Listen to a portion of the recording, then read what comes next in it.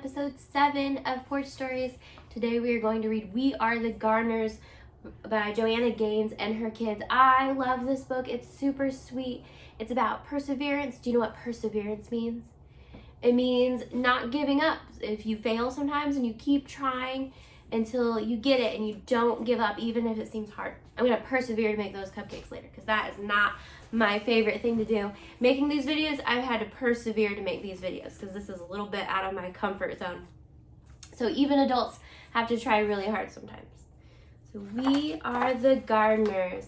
That's a pretty official title, but we didn't start out this way. Just like our garden, we started small and grew from there. Some say that a garden just grows from seeds, but we think it grows from trying and failing and trying again. A garden is hard work, but so is most of the good, important stuff in life. It is. Our family's garden story began with one small potted fern. It's a little plant. Dad stumbled upon it at the hardware store when he ran in for some supplies. He said it was just too cute to leave behind, and he thought it would make Mom smile. And it did. We chose a sunny windowsill for that pretty little fern.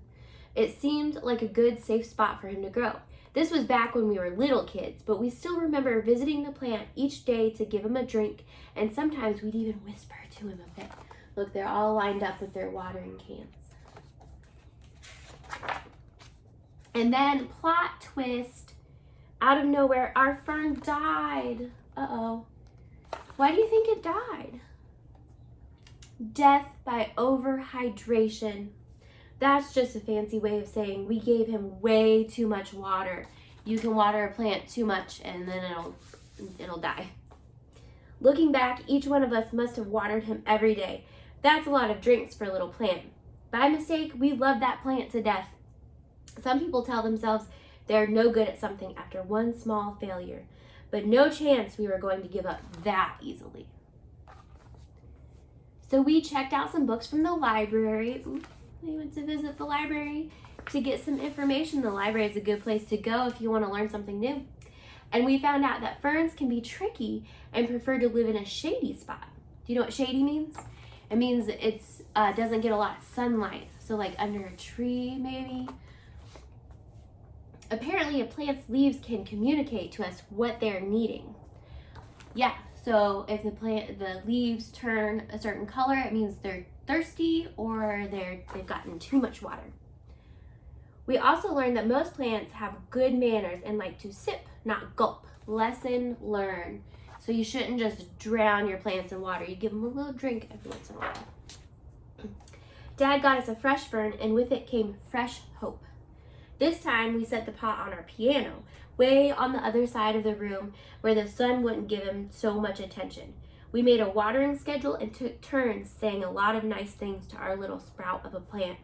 And fern number 2 lived and thrived and grew. Mom got him a little potted friend. Oh, look, now they have a bunch of plants on their piano. Do you have any plants at home? I have a couple. I'm gonna plant some more in my garden later. I have a lot of plants. And then another, and then 1 or 2 more. We noticed that talking to our plants actually helped them grow bigger and stronger. So we added some songs and jokes into the mix. Unlike when we overwatered, 0 plants died from us talking too much. Pretty soon, plants were taking over the house, and Dad said it was time to graduate to outdoor gardening. Mom was as excited about the new outdoor garden as we were, and she started talking about it with a dreamy look in her eyes. That's when Dad called a family meeting so we could come up with a real plan. Oh, look, Joe's got some big plans for that garden. We all gathered around the kitchen table and got to work dreaming, planning, and drawing things out. Do you, when you have an idea, do you like to draw it and write it down so you can like make it actually happen? That's a really good idea to do. Even for adults, I like to write notes, or I use Pinterest to keep ideas of how I want to do things. We knew we needed a sunny spot, a place where the plants could sunbathe for at least 6 hours a day. We'd be red as radishes if we did that. If we sat out in the sun, we'd get sunburnt. It would hurt. But plants just love it. And more than that, they need it. In the garden, there is no life without light. Most plants need a lot of light to live and grow. Dad always says that the foundation is the most important thing when it comes to building a house. A house can't be strong if it's built on something weak, and the same holds true in the garden. So to make the foundation of our garden strong, we filled it with something called soil, good soil, which includes a bunch of tiny living things called organisms can grow in it. Look, there's a worm. Gardens need worms. There's some other kind of beetle over here. What are some of the plants that they've planted? Can you tell? Can I tell? Look, there's some potatoes, some radishes. Wait, turnips? Carrots, an onion. That's pretty amazing when you stop and think about it. A whole hidden world of life is happening beneath our feet. Just because you can't see the good things with your eyes doesn't mean they're not there. And another cool thing about soil is that it feeds and strengthens the seeds we sow, and then, like a miracle, plants and flowers burst out of the ground. We also knew we needed our garden to get plenty of water. So plants need water and sun to grow. Rain is the very best thing for plants to drink, but it's hard to know when and if rain is coming. So a couple other options to keep plants hydrated are to collect rainwater or use a sprinkler or garden hose to get the job done. I just got a rain barrel for my garden. So look, they've got a pump and a well. They got a sprinkler. Once we had a location with plenty of sun, good soil, and a watering plan, we got right to work. First things first, seeds. You need seeds to grow plants. The most fun part of planting our garden was deciding what to plant. We started with the foods we like to eat, like strawberries. There's some strawberries. And tomatoes. Do you like tomatoes? I don't like tomatoes. And then we chose some pretty flowers to keep them company. The thing about seeds is that they're everyday miracles. Everything a plant will grow up to be is already hidden in the seed. We're gonna plant some zinnias. I just planted some peonies outside my porch the other day. I gotta remember to water them. We chose flowers like zinnias, sunflowers, and cosmos so that pollinators would visit our garden. Butterflies, hummingbirds, and bees spread pollen around from flower to flower, encouraging even more things to bloom. We like knowing that little helpers are out there in nature working with us to help this garden grow. Look, there's a hummingbird. There's a bee over here. The bees must have put the word out that we had a pretty good thing going, because sure enough, all sorts of other critters started to arrive. We quickly found out that there were 3 types of bugs in our backyard: the good, the bad, and the ugly. Let's start with the worst part. It was a pretty sad day when the aphids arrived. They are some of the more well-known villains in the gardening world. They suck the life right out of plants, but then the ladybugs show up to eat those pesky aphids for lunch. Ladybugs are for sure part of the hero camp, bravely protecting our plant friends from harm. Ooh, look at him. And we've got to tell you about earthworms. They're like the secret agents of the garden. Earthworms eat all of the dead things, like old roots and leaves, and turn them into life for the soil. Every time we found one, we would all high-five and celebrate. They aren't pretty, but who cares? They're awesome, and we love seeing them hard at work. We realized pretty quickly that we needed to keep the weeds out. Yeah, you gotta make sure you weed your garden. They are the true bullies of the garden. Weeds try to steal water, sunlight, and nutrients from our fruits and veggies, and it's our job to make sure those little rascals don't take over.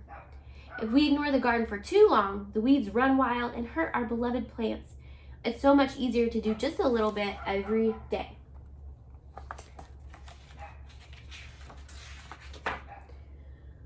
We were officially gardeners and had a real-life garden to prove it. The garden became our pride and joy. Day in and day out, we tended to our plants, making sure they got plenty of sun and water. Look at their garden. Look how pretty. Every time a new plant sprouted up from the ground, our excitement grew right along with it. As time passed, our garden grew bigger, and so did our family. When our garden was finally in full bloom and growing tall, we'd run through the aisles and watch the butterflies fly around us. Look, they've got a new baby brother. And they're getting bigger too.